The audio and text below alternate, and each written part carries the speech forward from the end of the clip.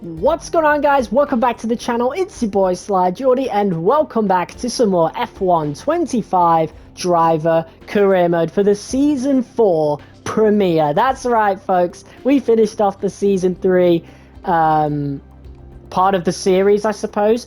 And yeah, I want to thank everybody that tuned into all of those live streams, and I'll be making the announcement right now.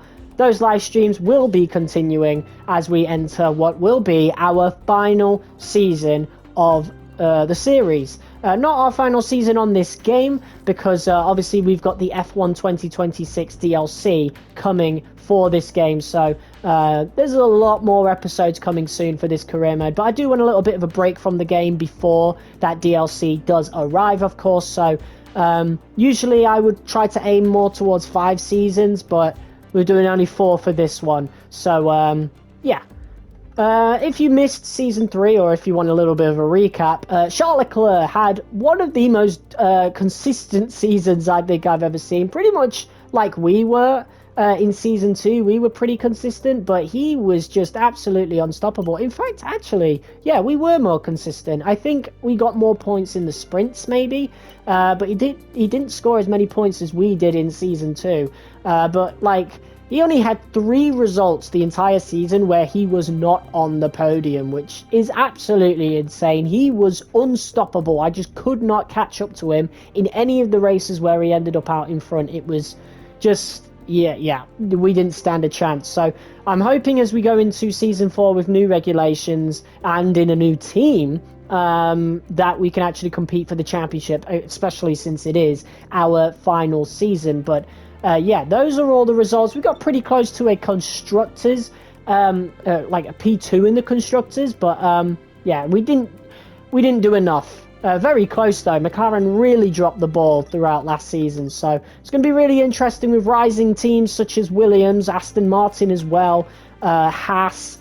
They've been improving all series. Kick Sauber's starting to improve now. Red Bull and Mercedes completely falling apart. Of course, with new regulations, it is now a chance to actually, you know, have a fresh start. So that is something we are definitely going to be interested in, that's for sure. But without further ado, it's now time to go into the contract event, the team select, as we are no longer at Aston Martin, and this is really, really disappointing. I heard about this in F1 24, where you could get the team select at the end of the season, especially if you don't take part in the secret meetings, and these are 2 teams that I actually rejected, so I did not expect to get these 2 teams at all. I was honestly hoping to have the choice between Haas, Alpine and Red Bull. In fact, my original plan was to go back to the Red Bull family since we started at VCAR, but looks as though our only choices are Williams and McLaren, and you guys know me, I'm a Williams supporter, so we're going to go to Williams. But that is definitely disappointing. That goes against all of my plans, and how I wanted to end this series. But you know, it could have been worse. It genuinely could have been worse, right? I could have got a McLaren, or I don't know, McLaren and a Kick Sauber. Can you imagine that choice? Absolutely would have hated that. I wouldn't have wanted to go to Mercedes neither, but you know, as things go, with only 2 choices, I'm glad that it is the team that I love. So yeah, looks like we're going back to Williams after all. We started at Williams in F1 24, never continued that series, but now to finish off the ground effect era in a series where I've been aiming for redemption since F1 24. The reason we went to Aston Martin was because that was my original plan in F1 24. But yeah, looks like we're actually able to now finally do that second season at Williams, I suppose. Technically, anyway. I don't know what we're going to do in terms of the calendar and the R&D modifier, but here is the contract. I don't know who we're going to replace. Like, between Albon and Sainz, they've been pretty good. It looks like we'll be replacing Sainz, which is very strange. I wonder where Sainz is going to end up at. And looks like we're actually going to have a higher recognition than Albon, probably because not only are we a former champion, but we also got P2 last season. So We start, I think, at a 94 overall, so I think it's pretty reasonable. We'll only do a 95 because it's only a 16 race season, and we're only going to be here for one season. So, signing that contract, going home.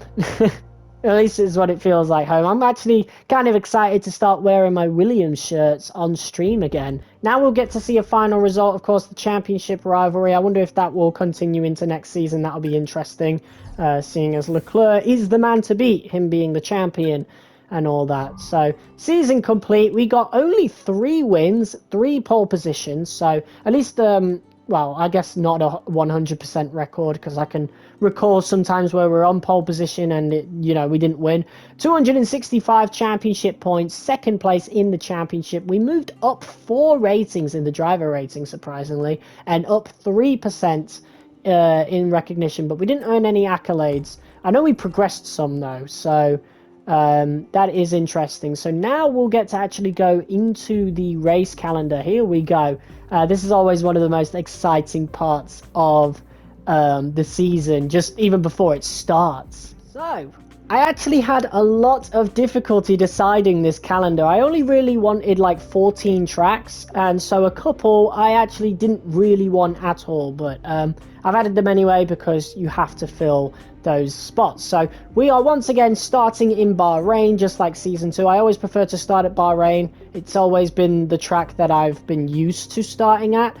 Even though I would have liked to have like Australia and China, but I don't want them kicking off the season, so we're putting them off the calendar once again and bringing back Bahrain, followed by Miami, returning for the first time since season 1, which should be interesting. Then we've got Imola. I'm never ever going to remove that from the calendar. It's one of my favorite circuits. It's a shame that we're not going to get it in 2026. Hopefully it remains in the game though. It should, so that will be good for our F1 26 series. Obviously, Monaco is off the calendar because it's way too easy, and that episode would be absolutely predictable.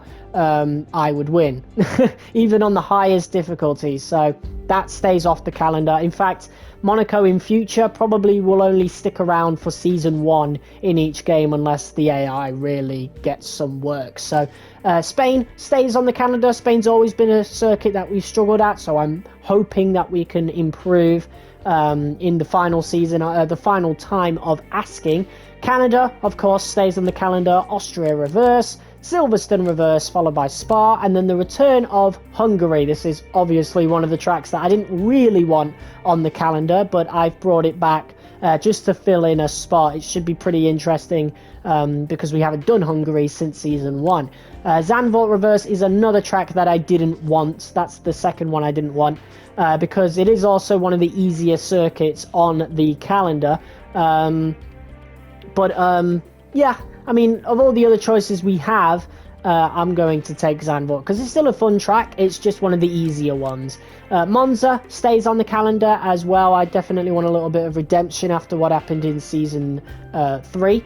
So, that stays there. Baku, our final chance in this particular series to finally get a win around Baku. I'm really hoping we can. I have never ever had a win around Baku in an F1 career mode. Never. This is just my bogey track for some reason. We've gotten close on multiple occasions, especially on this game, so maybe season 4 will finally be the season in the Williams that we get the win in Azerbaijan. Singapore is removed. This is one of the easier circuits that, on this game, in my opinion. I've not really had much trouble with it, so I've decided to remove it. Texas remains on the calendar, followed by the return of Mexico. I figured since Sergio Perez just returned to the grid as part of Cadillac, I thought now was the perfect time to reintroduce Mexico to the game. Followed by Brazil, and then the final track in Las Vegas, of course. So without further ado, let's advance. There we go, and look at that. It's not showing the right helmet, but being back in those overalls just feels right. And Sainz is now in the background. Who am I partnering? I mean, I would love it if it's Sainz, right? Because I already partnered Albon in both the F1 23 driver career season we did and the F1 24. So it would be a nice change of pace to actually team up with Science. Earlier it said Albon though, so I really don't know who we're going to partner up with. But without further ado, let's confirm these settings and get Season 4 underway. So here is the RND scenario. Of course, last season we had balancing out the field. We've got minor upgrades only and endless resources. Of course, with the regulations now being activated as well, it looks like it's going to be powertrain centric, which is not good because we already had that in Season 2. So what we are actually going to do is go aero only. I figured, you know what, let's do a total redemption. We never did the second season as part of Williams. We never continued the F1 24 series. So the original plan for Season 2 was actually to do aero only. And I feel like everything's coming full circle, truly redeeming what I wanted to do in F1 24 I never got to do because I really didn't like that game. So F1 25 has been the game of redemption for me, and I figured, you know what, let's have the poetic ending. And plus this is also to combat the fact that the regulations want to be powertrain dominant, which I don't like. I would have preferred anything else. I figured if we had like aero centric regulations, I probably would have put like none, or maybe high inflation or chip shortage. Only one upgrade can be purchased each calendar month. That could be interesting, but no, we're not going to do any of that. This is it, aero only. Let's go. So this will remove all non-aerodynamic related upgrades, so especially the powertrain ones, and we're not going to have the issue of cars feeling like boats anymore. That's going to be the big thing. So yeah, without further ado, let's confirm and get this season underway. This will be our helmet for our final season. I figured since we're back at Williams, or rather since we're joining Williams, since in this career mode we were never at them in the first place, I thought I'd go with something a little bit more retro. I actually had to buy this from the store with actual money because I didn't have enough Bitcoin, but I only had to pay like £1.89, so it was literally nothing, but it's so worth it. I mean, look at this. I wish we could view it with the racing overalls, and the funny thing is we actually have a choice of 2 liveries. I completely forgot they added this feature, but we now have the Williams X Golf livery, which is actually really, really, really cool. So we're going to go with that. Mainly because I don't want to be using the standard livery. It looks too similar to the 2024 livery. In fact, I think it was a step down. I didn't like the slightly brighter part when they added the Atlassian logo. But again, I don't want to buy the same, not buy the same, but I don't want to use the same car. I feel like the thumbnails will be too similar to the F1 24 ones as well. So we're going to go with the Williams X Golf livery instead. So we've actually got completely different racing overalls. We've got a really classic helmet, and wait until you guys see the driver moves. So Max Verstappen has retired from Formula 1. So I think when Hamilton and Alonso disappeared, they haven't returned. So I genuinely think they've full-blown retired. And now Verstappen, after a pretty shocking season at Ferrari, has now ended his career. He was so far behind in the standings, so I don't blame him. And he did manage to end off his career with a final win in Las Vegas. But he's been replaced by Franco Colapinto. What a journey this man has had. Of course, he ended up at Red Bull in Season 2. He was only there for a season, and then Red Bull completely had a new lineup with Mayer and Jackson. But Colapinto has now returned, and he is at another big team, this time at Ferrari, title-winning Ferrari. So this is a golden opportunity for Colapinto. Alexander Albon has replaced me at Aston Martin, so a bit of a swap between ourselves and Aston Martin there. Liam Lawson has returned to Racing Bulls, replacing Hadjar this time. So they've lost patience with Hadjar. Hadjar has not been nearly as successful in our career mode as he has been in real life. So Lawson is back on the grid. I don't actually think he was ever on the grid. No, he wasn't, because we replaced him. So Lawson is back.